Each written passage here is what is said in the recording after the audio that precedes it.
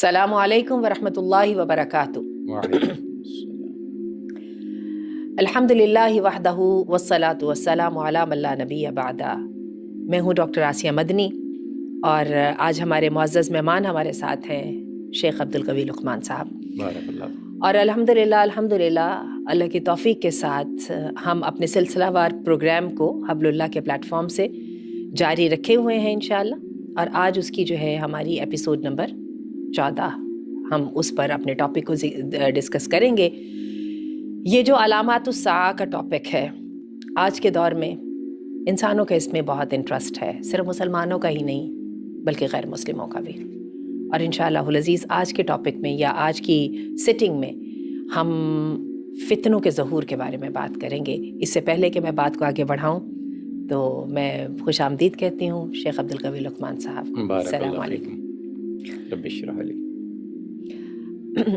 آپ سے میرا پہلا سوال یہ ہے کہ ٹاپک تو بالکل چھوٹا سا ہے، اللہ کے رسول صلی اللہ علیہ وسلم نے فتنوں کا کثرت سے ظہور کا ذکر کیا، اور فتنہ ایک ایسا لفظ ہے کہ ہر شخص کو اس کی سمجھ آتی ہے۔ یہاں پر مؤلف کتاب نے تو یہ والی حدیث ذکر نہیں کی، لیکن حدیث میں یہ بھی آتا ہے کہ قیامت کے نزدیک جب فتنوں کا ظہور ہونے لگے گا تو پھر وہ اس طرح ہو جائے گا جیسے کہ ایک مالا یا جو ایک موتیوں کی تسبیح جو ہوتی ہے وہ ٹوٹ جاتی ہے، اور بس ابھی ایک فتنہ ختم ہوگا اور لوگ سمجھیں گے کہ شاید چلے نبٹ گیا، لیکن کیا ہوگا اس کے ساتھ ہی ایسی جگہ سے فتنہ آئے گا کہ انسان اس کی ادراک بھی نہیں کر پائے گا۔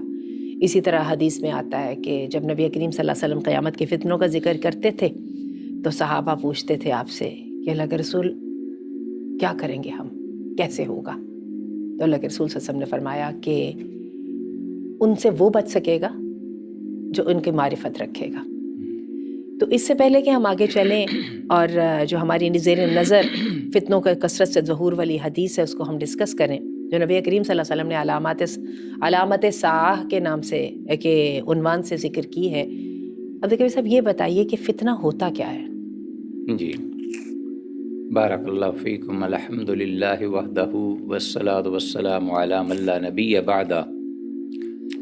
فتنہ لفظ عربی کا ہے اور کتاب اللہ سنت رسول میں بکثرت اس کا ذکر ہوا ہے، بلکہ علامات ساعہ کا جب ذکر محدثین ابواب باندھتے ہیں تو وہ کتاب الفتن کا ذکر کرتے ہیں۔ جی جی۔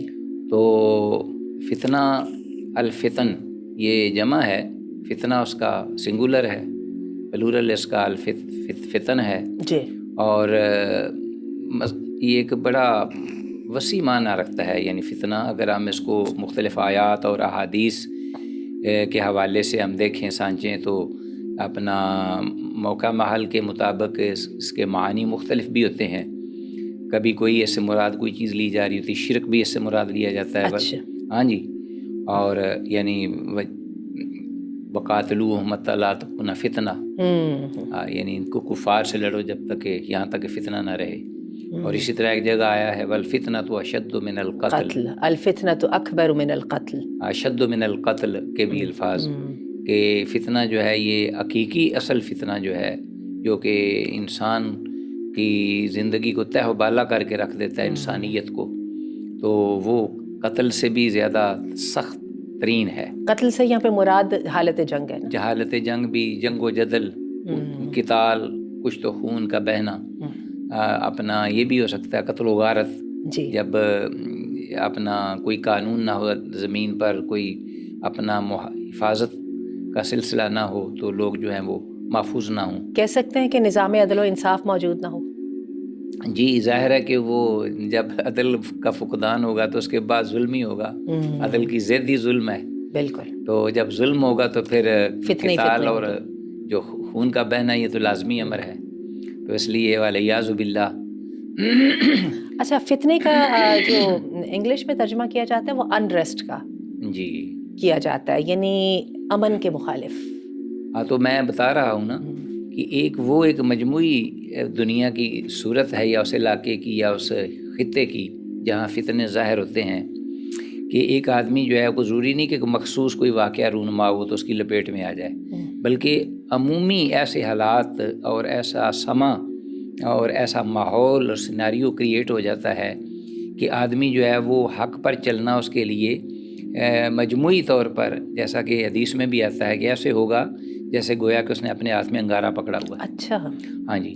اور ایک اور حدیث میں بھی یہ ہے کہ جب بہت قریب یعنی بہت بڑھ جائیں گے جب یہ فتنے اور ان کی بھرمار ہوگی تو کوئی تعین نہیں ہوگا کہ فتنہ کون سا ہے، یہ کون سا ہے، یہ مجموعی حالات ایسے بن جائیں گے انسان کے دنیا میں، اور اندھیری راتوں کی طرح، جیسا کہ اپنا بھی ذکر آتا ہے آگے ہم کریں گے حدیث میں، کو اس میں یہ صورت ہوگی کہ ایک آدمی جب جا رہا ہوا کسی گریو یارڈ کے پاس سے، قبرستان کے پاس سے، تو کسی آدمی کو وہ جب تدفین کر رہے ہوں گے عزت و احترام سے اور غسل، تجہیز و تکفین کے ساتھ اس کے لواحقین، تو وہ یہ خواہش کرے گا کہ کاش کہ اس کی جگہ پہ میں ہوتا اور میری اس عزت و تکریم کے ساتھ تدفین ہو رہی ہوتی، پتہ نہیں کیا بنے گا، میری موت کیسے آئے گی، میرا آخری وقت کیسے ہوگا اور کس حالت میں ہوگا اور میرے ساتھ بنے گا کیا، مجھے یہ کچھ حصہ زمین کا ٹکڑا جو ہے یہ بھی نصیب ہوگا کہ نہیں۔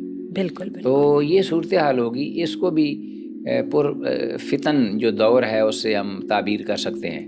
تو امن کا نہ ہونا، امن سے زمین کا خالی ہونا، تو یہ بھی فتنوں کی بات ہے، کیونکہ اس جگہ فتنہ ہوگا۔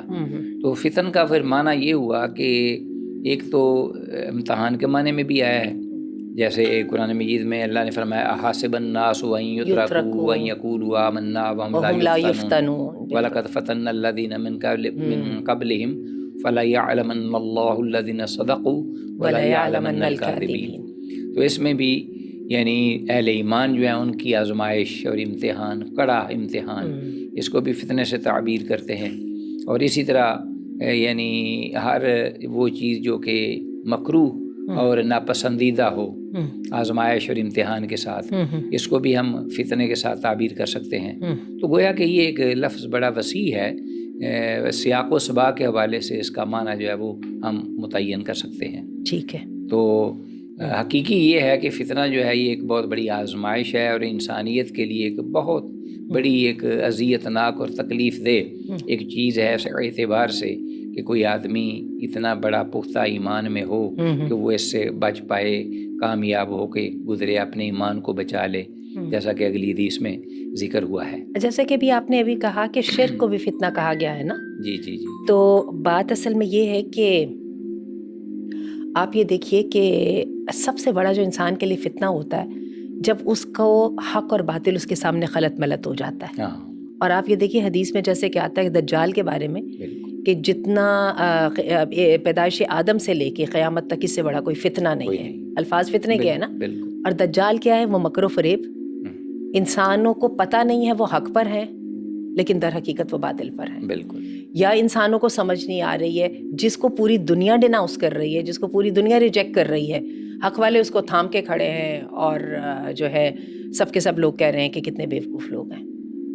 بلکہ صورتحال یہ ہوگی کہ اللہ کے رسول نے فرمایا کہ اس کے ساتھ ایک جنت ہوگی، ایک جہنم ہوگی۔ بالکل۔ تو جنت حقیقت میں آگ ہوگی اور آگ جو ہے وہ حقیقت میں جنت ہوگی۔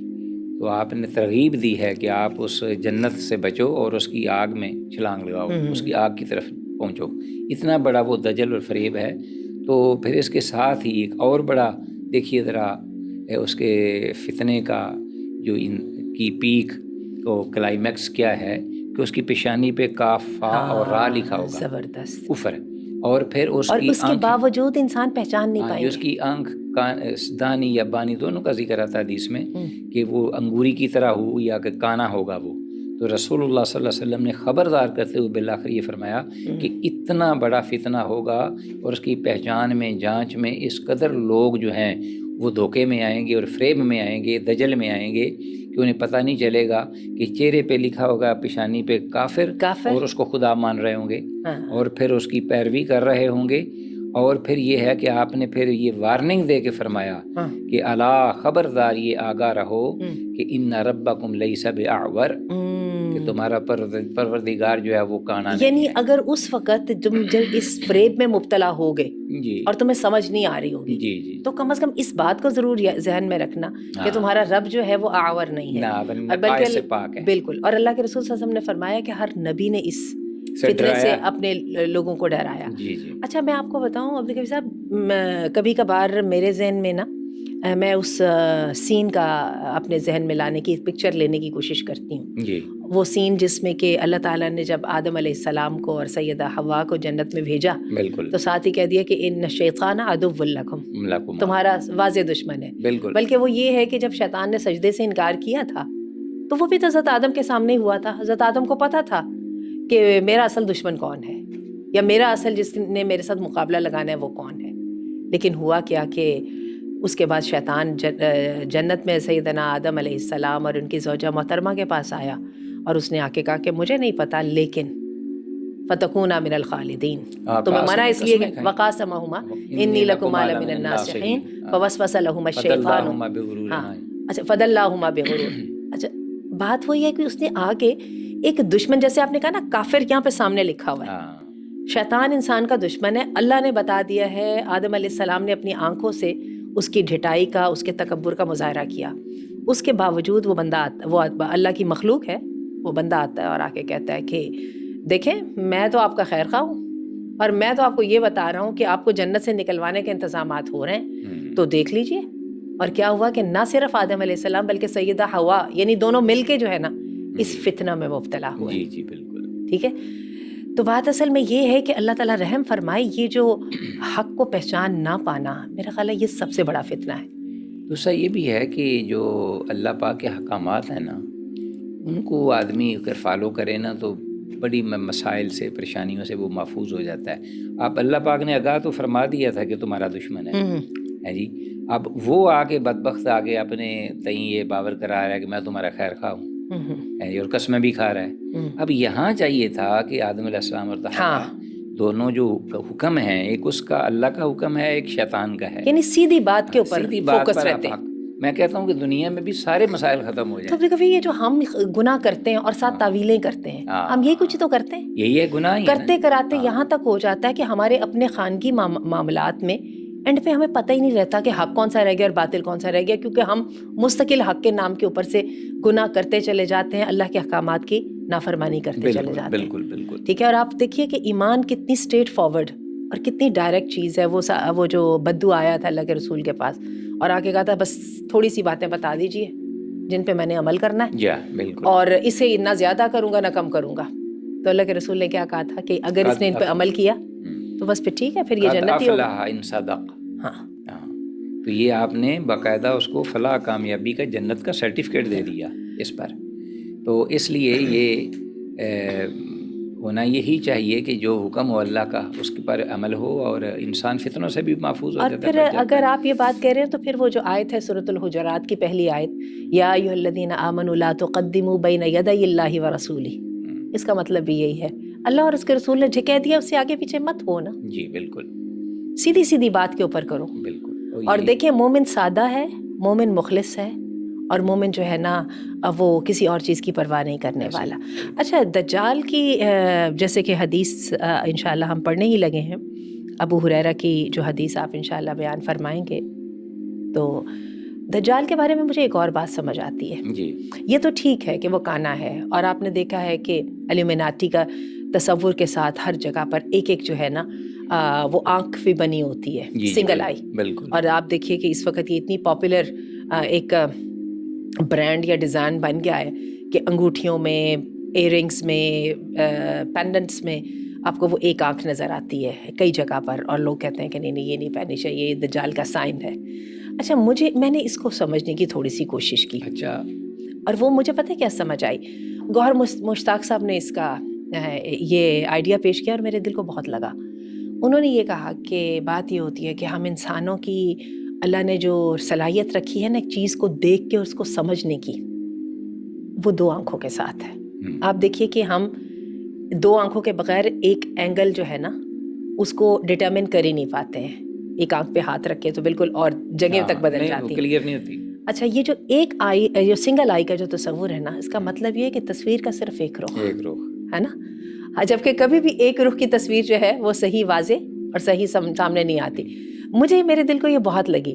تو بات یہ ہے کہ جب تک کہانی کی ادر سائڈ نہیں دیکھی جائے گی، تو جب تک جو ہے نا آپ وہ دیکھ نہیں سکتے. بالکل صحیح. بلکہ بڑی زبردست اس دن کسی نے بات کی کہ ہوتا کیا ہے کہ ہم کیا کرتے ہیں کہ ہمارا دل چاہتا ہے ہم بس ایک ہی رخ کو دیکھیں اور جلدی سے فیصلہ کر لیں.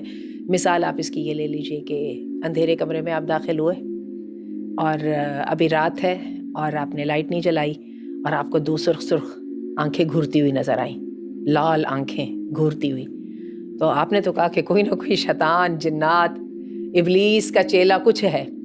اچانک آپ نے کیا کیا کہ لائٹ جلائی تو دیکھا وہ تو ایک بلی کا بچہ تھا، کیونکہ پتہ ہے بلی کے بچے کی آنکھیں بھی جو ہے نا وہ گلو کرتی ہیں. کہنے کا مطلب یہ کہ چیز کی تحقیق کرنا، معاملے کے دوسرے رخ کو دیکھنا، یہ وزڈم کی تو دلیل ہے ہی ہے، یہ انصاف کا تقاضا بھی ہے. ایسے ہی ہے. اور اس کو اگر دیکھا جائے نا تو ہمیں سمجھ آتی ہے کہ شیطان یا دجال جو ہے وہ کس طرح سے دجل کرے گا. آپ دیکھ لیجئے دنیا کی چمک دمک آگے ہے جو کہ کھوٹی ہے. جو حق ہے وہ حق ہے نہیں، جو باطل ہے وہ باطل ہے نہیں، جس کو اس نے باطل قرار دیا. چلیے آپ بتائیے وہ پھر حدیث کیا ہے جو ابو ہریرہ کی حدیث ہے جو آج ہمارا موضوع ہے. ہاں جی، فتن کے بارے میں مختلف احادیث آئی ہیں اور ان میں من جملہ ان احادیث میں سے حضرت سیدنا ابو ہریرہ رضی اللہ تعالیٰ عنہ کی یہ حدیث، جو کہ میں اس کا انتخاب اس لیے کر رہا ہوں، صاحب کتاب نے بھی اس کا ذکر کیا ہے کہ اس کی فتنوں کی جو نوعیت ہوگی یا جو شدت ہوگی یا جو ان کی تاثیر ہوگی اہل دنیا پر اس وقت، وہ کتنا بھیانک اور خوفناک سلسلہ ہوگا. اور میں یہ بڑا خوف زدہ ہوں اس بات پر کہ یہ تقریباً یہ سلسلہ اس وقت دنیا میں شروع ہو چکا ہے. تو جو فتنے ہیں، یعنی سب سے پہلے جو آپ نے بات کی ذکر، وہ ایک بڑا خوفناک معاملہ ہے، فتنہ ہے کہ آدمی کے اوپر یعنی اس کے اپنے چاہتا بھی ہو کہ مجھے سیدھی راہ اور سچی بات جو ہے وہ ملے، لیکن اس پہ وہ معاملہ خلط ملط ہو جائے. بالکل. اور اس کو سمجھ نہ آ رہی ہو کہ میں نے کون سی راہ جو ہے وہ منتخب کرنی ہے تاکہ میں شر سے بچ سکوں اور خیر کو پا سکوں. تو اس پر اس کے باوجود وہ شر سے نہ بچ پائے، بچنے کے باوجود، کوشش کرنے کے باوجود. تو یہ جو ہے نا اندھیری رات کی طرح، طوفانوں کی طرح جو اپنا سلسلہ ہے فتنوں کا، یہ بھی ایک رسول اللہ صلی اللہ علیہ وسلم نے قیامت کے علامات میں سے ایک علامت فرمائی. اور یہ سلسلہ ہوگا، اور میں سمجھتا ہوں کہ ہم جیسے تو بڑے کمزور ایمان والے لوگ ہیں، بڑی جلدی بہہ جائیں گے ان فتنوں میں، خس و خاشاک کی طرح. یعنی الفاظ آپ دیکھیے، ابو ہریرہ رضی اللہ عنہ فرماتے ہیں کہ رسول اللہ صلی اللہ علیہ وسلم نے فرمایا بادروا بالاعمال فتنن. اچھا، بس شریعت طاہرہ کو تھام لو اور اس پہ اللہ کے احکامات، ان کو اپنا حرز جان بنا کر ان پر عمل پیرا ہو جاؤ، ادھر ادھر نہ دیکھو، اور ادھر ادھر جو کچھ ہو رہا ہے اس سے بچ جاؤ اور اس سے اپنے آپ کو محفوظ کر لو. اور ایک تو کیفیت اس کی جو ہے نا وہ عملی، وہ یہ بھی حدیث میں آئی ہے کہ جس وقت ایسے فتنے رونما ہوں اور آپ کو پتہ نہ چل سکے حق کون کس کے ساتھ ہے، باطل کس کے ساتھ ہے، تو آپ اپنے جو ہتھیار ہیں، ویپن ہیں، ان کو کند کر دو، ان کو تباہ کر دو، برباد کر دو، اور وہاں سے نکل بھاگو یا گوشہ نشین ہو کر چھپ جاؤ. یعنی اپنے ایمان کو بچا لو، اپنی زندگی کو، اپنی جان کو بچا لو. یعنی اس طریقے سے وہ یہ اندھیریوں کی طرح، وہ طوفانوں کی طرح چڑھ کے آئیں گے. بادروا بالاعمال، اعمال کو اپنا حفظ جان بنا کے، فتنن، ان فتنوں سے پہلے وہ جو ایک سمندر کی طرح متلاطم جو ہے وہ آ رہے ہیں. تو کا ظلمت اللیل المظلم کا قطع اللیل المظلم. اچھا، یعنی آگے اللہ کے رسول صلی اللہ علیہ وسلم نے وہی الفاظ فرمائے کہ اندھیری رات کے طوفانوں اور اندھیری رات کی تاریکی کی طرح وہ مطلب ہے تم پر چھا جائیں گے، تمہیں ڈانپ بھی لیں گے. اچھا، تاریکی کا معنی جو ہے نا یہ بھی اسی طرف اشارہ کرتا ہے کہ آدمی چاہے گا کہ میں صحیح بات پاؤں، لیکن اندھیرے کی وجہ سے ہدایت نہیں ملے گی، مارتا ہے نا آدمی. ہاں جی، ہاتھ پاؤں مارتا ہے ڈوبتا ہوا، تباہ ہوتا ہوا، لیکن اسے راہ نہیں سجائی دیتی. تو اس طریقے سے فرمایا کہ قطع اللیل المظلم. اس طرح وہ طوفان جیسے بادل کالے آتے ہیں اور انسان جو ہے وہ تھرا اٹھتا ہے، خوفناک ہو جاتا ہے. اس سے چاروں طرف سے وہ مٹ کے آئیں گے قطع اللیل المظلم. اور حال یہ ہوگا، اب آگے رسول اللہ صلی اللہ علیہ وسلم نے جو بات بتائی ہے وہ میں بڑی پریشان ہوتا ہوں اس سے کہ اس وقت اس موجودہ دور میں وہ صورتحال بن گئی ہے. اچھا، خاص طور پہ جو لوگ دین سے دور ہیں نا، اللہ رحم کرے، ان کا تو حال واقعی اس سے بھی بدتر ہے. ہاں، اور جن کو اللہ نے دین کی نعمت کچھ دی ہوئی ہے ان کے لیے مبارک ہو کہ وہ شاید بچ پائیں ان چیزوں سے، ان اندھیروں سے، ان فتنوں سے. اور وہ دین کی برکت ہے. اس لیے میں چاہتا ہوں اپنے جتنے بھی اہل اسلام بہن بھائی ہیں سب، اور ان تک یہ ہم کنوے کریں اس میسج کو کہ جہاں تک ممکن ہو سکے دین کے ساتھ وابستہ رہو، جہاں تک ہو سکے اللہ اور اس کے پیغمبر کی جو ہدایات ہیں، خاص طور پر ان طوفانوں سے بچنے کے لیے نہ آپ دین کے رہیں گے نہ دنیا کے رہیں گے. آپ دیکھیے صورت کی کیفیت کیا ہے کہ یمسی الرجل کافرا او یصبح کافرا. اچھا، یعنی شام ہوگی تو آدمی جو ہے وہ کافر ہو جائے گا، اور ہو سکتا ہے کہ کفر کے بعد اس کو پھر کو تھوڑا سا اس اندھیروں کے اندر کو تھوڑی سی روشنی یا چنگاری سی نظر آئے تو فوراً وہ اس طرف پلٹے، یعنی ایمان کے قریب ہو جائے. ایمان کے قریب ہو. لیکن صبح ہونے سے پہلے پھر ایک جو ہے وہ ایک ٹکڑا آ جائے فتنے کا، اور پھر وہ اس پر چھا جائے دبیز پردہ بن کے، اور پھر وہ کفر کی طرف آ جائے. اور پھر جب یہ اس کی یہ کیفیت ہوگی نا تو پھر اس کشمکش میں وہ جب ہاتھ پاؤں مارے گا تو اس وقت کو بند نہیں پڑے گی. تو اس وقت کیا ہوگا کہ اس کو اب مفاد چاہیے، اپنا فائدہ چاہیے. وہ کہے گا کہ میں اپنے فائدوں کو ترجیح دوں. تو پھر یہ بیع دینہ بِعَرَضِ الدُّنْیَا، تھوڑا سا بھی معاوضہ اگر اس کے پاس دنیا کی چمک کی شکل میں اس کے سامنے لایا جائے گا تو اس کو وہ فروخت کر دے گا. اب یہ جو آپ نے کہا نا کہ انسان فتنوں سے بچیں اور دین کے ساتھ چمٹ جائیں، کہنے کو بات یہ بہت آسان ہے، لیکن یہ بات دیکھیں کتنی بڑی، اور اللہ نے خود ہی کہہ دی کہ کیا ہوگا، اتنی سی دنیا کے فائدے کی خاطر دین کو بیچ دے گا. بالکل. یعنی صورتحال یہ بنی ہوئی ہے. میں تو ایک عام سی مثال لیا کرتا ہوں کہ اب یہ شادی ہے، بالکل اتنا پیارا اور مبارک بندھن ہے یہ، اور اتنا اللہ پاک کے ببرکت نام سے یہ مقدس رشتہ ہے جس کو ہم پروتے ہیں. اور دین کے اندر میں کہتا ہوں سب سے ایزی اور سب سے قابل اطمینان اور سکون والا یہ ایونٹ ہے. لیکن جب یہ کسی کے عام آدمی کے اوپر، مسلمان میں کہہ رہا ہوں، مسلمان دونوں طرف مسلمان ہیں جی، اور وہ یہ نہیں چاہتے کہ ہمیں اطمینان ملے، ہمیں سکون ملے، ہم فتنوں سے بچ جائیں، اس کے ورے جو تکلیف اور اذیت ہے اس سے ہم بچیں. وہ جناب حقیقی جو شرعی حکم ہے نکاح، اس کی رسم کو تو بھول جائیں گے، لیکن غیر رسمی کسی الٹی سیدھی بات کو، خرافات ہیں جو غیر مسلموں سے ہم نے لی ہوئی ہندوانہ رسومات ہیں. میں کہتا ہوں کہ میں کئی دفعہ نکاح پڑھاتا ہوں تو میں کہتا ہوں جو حق مہر ہے، حق مہر کی شرط ہے. اچھا. اور اس بچی کا وہ حق ہے پوری زندگی کے لیے، جس میں اس کا باپ بھی شریک نہیں، صرف اسی کا اپنا حق ہے. اور پھر ساتھ یہ کہتے ہیں جی اسلام پاسداری نہیں کرتا، عورتوں کے حقوق کی بھی حقوق تو تم نے خود پامال کیا، گھر سے نکالا ہے جی، آپ سے تو غیر مسلم بہتر ہیں اس معاملے میں. تو وہ جب پوچھتا ہوں تو وہ ایک دوسرے کی طرف دیکھتے ہیں، یعنی انہوں نے کیونکہ یہ بات تو ڈسکس ہی نہیں کی، اس کو سوچا ہی نہیں. نکاح کی رسم سے پہلے جو اصل شرعی نکاح ہے انہوں نے اس کو ڈسکس ہی نہیں کیا کہ کتنا ہم حق مہر باندھیں کہ کہیں این موقع پہ ہمیں کوئی مسئلہ نہ بن جائے. تو پھر جناب جی ہوئی جی شرعی حق مہر، اور ایسے ایسے وہ اپنا افسانے اور ایسی کہانیاں سامنے آتی ہیں کہ آدمی اللہ رحم کرے اپنا خون کے آنسو روئے. اور ہنسی بھی آتی ہے کہ جی شرعی حق مہر، پتہ نہیں شرعی حق مہر کہاں سے آ گیا، کوئی جبریل لے کے آئے ہیں وہ 13 روپے کے پتہ نہیں وہ کیا ہیں. اور آپ نے اسی جو بارات ہے، کہنے والی بات یہ ہے کہ اسی بارات میں دیکھتا ہوں کہ جو صرف پاؤں تلے روندے جانے والے قالین ہیں وہ لاکھوں اور کروڑوں کے ہوتے ہیں. ایگزیکٹلی اسی طرح، اور فضولیات پر اتنا پیسہ اڑا دیا جاتا ہے. اب اس کے بعد مہندی ہے، اس کے بعد وہ رسومات ہیں، پھر آنا، پھر جانا، پھر خرچ کرنا، پھر جی کتنی چیزیں ہیں. یہ سب فتنہ ہے، یہ سب فتنہ ہے. حالانکہ صرف حجاب و قبول نکاح کا نام تھا کہ آپ بچی کو دیں جو آپ کے پاس اللہ نے دیا ہے، اور بچوں کی وراثت میں اللہ کے حکم سے تقسیم کریں، خیر و برکت کا وہ ذریعہ ہوگی، اور بچوں کو دینی تعلیم سے آراستہ اور پیراستہ کریں. اچھا صاحب، کتاب نے ایک بڑا اچھا سا نکتہ بتایا ہے، جیسے کہ ابھی آپ نے کہا نا ایک قطع من اللیل مظلمہ، جی کہ اندھیری رات کا ایک ٹکڑا. تو انہوں نے کہا اس کو اس لیے کہا ہے کہ وہ اتنا فتنہ اور اتنی گمراہی ہوگی کہ جس میں ہدایت کا نام و نشان بھی نہ ہوگا. جیسے اندھیری رات ہوتی ہے جس میں کوئی چاند، کوئی تارے کی، کچھ اندھیرا ہی اندھیرا. بس اللہ تعالیٰ جو ہے فتنوں سے بچائے، ہمیں محفوظ رکھے. لا تجعلنا فتنة للذین کفروا واغفر لنا ربنا انک انت العزیز الحکیم.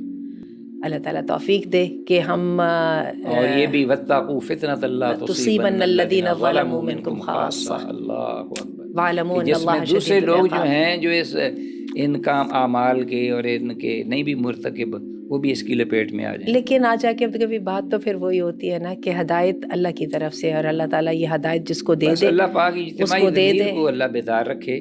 آمین. اجتماعی ضمیر جب بیمار ہو جائے گا نا، اس وقت پھر یہ قومیں تباہ ہو جاتی ہیں. بالکل. پھر قوموں کا ذکر اللہ اکیلے اکیلے آدمی کا ہدایت کے ساتھ چمٹے رہنا آسان بھی نہیں ہے آسان بھی اور فائدہ مند بھی نہیں ہے. سبحانک اللہم و بحمدک، اشہد ان لا الہ الا انت، استغفرک و اتوب الیک.